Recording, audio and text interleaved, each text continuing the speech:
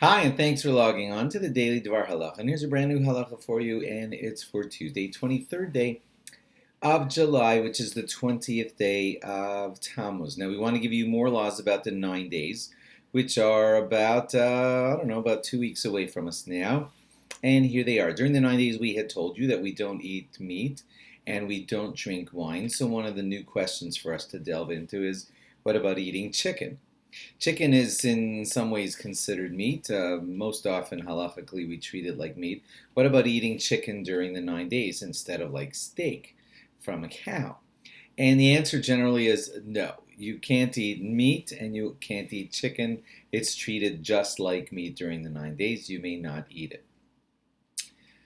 Now, if somebody has a food that's cooked with, it's basically like, let's say, a potato kugel, and there's some fleishik ingredients in the kugel, but it's generally just a potato kugel. So, could you eat that during the 9 days? And the simple answer is generally no, unless you know for sure that the meat taste was overwhelmed by 60 times or more by having potato and whatever else is in the potato kugel overwhelmed and nullified the taste of the meat.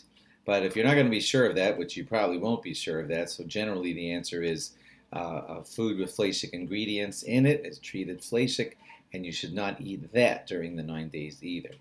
Now, your next interesting question would be, what about someone who makes a potato kugel and it's like totally all the ingredients are parv, or parv, let's say. So there's no problem with the potato kugel whatsoever. The only small problem is that it was cooked inside of a fleishik pot.